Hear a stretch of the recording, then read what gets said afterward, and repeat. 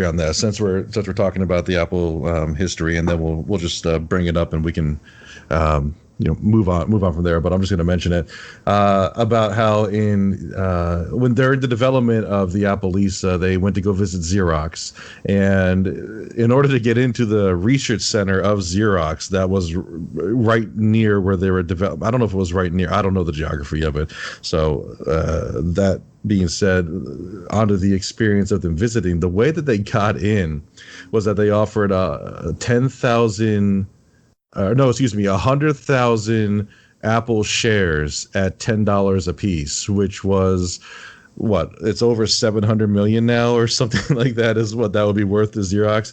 But when they got in there, they saw this cooler mini refrigerator sized computer, which was considered a home computer back then. It was under a desk in the corner. It had a vertical monitor that was plugged into it. And it had a mouse, a 3-button mouse, which goes back to what I was saying before about the motivation to have a mouse. But what comes with that mouse is a need to click and see things. I mean, what do you need a mouse for if it's just a command line unless the program requires it, which was a thing at that time too, I suppose. But the whole driving factor then became who's going to have the first graphic user interface in Apple, and that's when they had the two development teams of the Apple Lisa, which was supposed to be a more of a business workhorse, like a $10,000 kind of computer, and then they had the Macintosh division, which was supposed to be more of the homely, all-in-one, 6-inch CRT, the keyboard attached, the whole 9 yard, 1-button mouse. And that's actually also when you first start to see the rift of Steve Jobs in terms of being taken off the Lisa development, then going to the Macintosh development. The Macintosh came out much later, in 1984, but it was clearly the more successful product.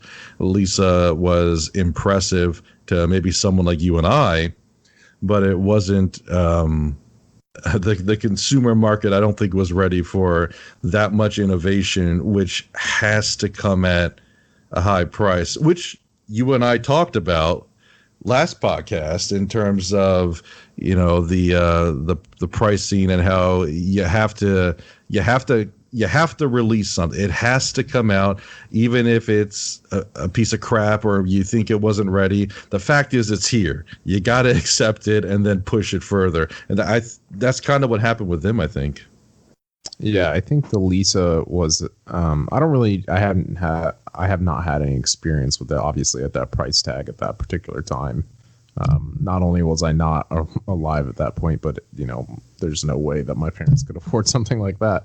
No. But it's important to remember that particular machine later in Steve Jobs' career, just because of how it ties in with NeXT.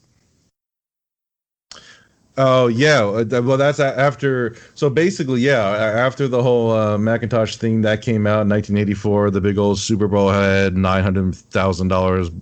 Ridley Scott, blah blah blah. Long story short, it got pretty big. It took off, but Steve Jobs was then going to be made. I think he was going to be made the chairman of Apple at that point, and that just didn't float his boat, so to speak. He was basically going to be a figurehead, more or less, and he had more to deliver. So then NeXT, lowercase e, capital NXT, and it became a software company, which and correct me if I'm wrong, it was for academia for the most part.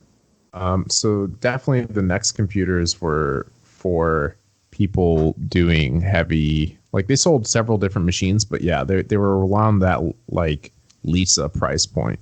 They're pretty expensive, and I believe a lot of those computers were actually used on various different animated filmmaking things. Like, that till this day, I think a lot of filmmakers, especially from that era, refer to those NeXT computers as being some of the best to have, like editing software and all of this interesting stuff. But didn't he buy? He bought Pixar from George Lucas as well, didn't he? Or am I wrong on that? It's possible. Yeah, I don't know that much history. Well, so the next company that he had, I don't really know anything much about it. Like So the next company is responsible really for what the underlying graphic system is even today. So that's the major contribution really of what NeXT gave to Apple. And that's ultimately what allowed Apple. So that's ultimately what happened is Apple purchased NeXT, which means that they consumed, their resources. And some of their resources was this graphical user interface that was very, very intuitive, very well designed, easily, managed at that time, or at least they thought so. And what ended up happening is, Steve Jobs was able basically to get back into Apple after this. I believe, and I could be wrong about this, I believe he was almost like forced out of the company at this time. A lot of people were just not happy with him. So he went out and started NeXT. It became what it was, but at the time of their purchase, they were actually a failing company, like they were about to go bankrupt. But yeah, so the code inside of literally the GUI code, the graphical user interface code inside of Apple, and some of the kernel code in Apple still come from NeXT or Next Step. About the whole thing, I think he was disillusioned with the company because they wanted to make him kind of like a figurehead, and at the same time, anyone you watch the movies, read the books, read people's personal accounts of dealing with them. He came off as this very chill, let's listen to records and write a story, man. But he was he was apparently kind of a hothead. Very passionate, a stickler for details. One could maybe say micromanaging. I don't know enough about Steve Jobs, but yeah. So NeXT came from I think both sides were just not happy with where things were going, both in treatment and in market and in development. They continued to innovate when he left. I mean, Apple started producing computers that had the full color displays, and that's only because when Windows 3, going to where your point was earlier, could support 256 colors and all that. So that's when Windows really started to pull away from Apple. IBM was still selling better than Apple. So when Steve Jobs left, not only was NeXT heading towards bankruptcy, but Apple, I think a lot of people were writing it up as doomed to fail based on the direction they were going. But yeah, because that's the Mac OS. Wasn't it stagnant for like 5 years before they bought NeXT and then they made Mac OS 8? Yep. So that's exactly correct. The operating system really hadn't made major breakthroughs, but they saw these NeXT computers, and something's undeniable at that particular point in time is that their user interface was just better than most people's. The problem with the NeXT computers wasn't the computers; it was the price point and just not being able to make the hardware cheaper. And there's just a lot of variables. There at that time there wasn't people that were able to consume as much as they needed people to consume at that price point.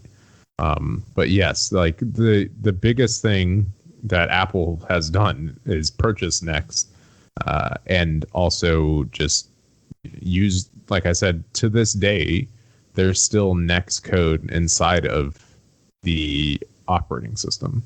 The way that it is intrinsically tied to the Apple ecosystem now, just as the way that DOS computer code is still intrinsically tied to Windows. This is typically how these operating systems function.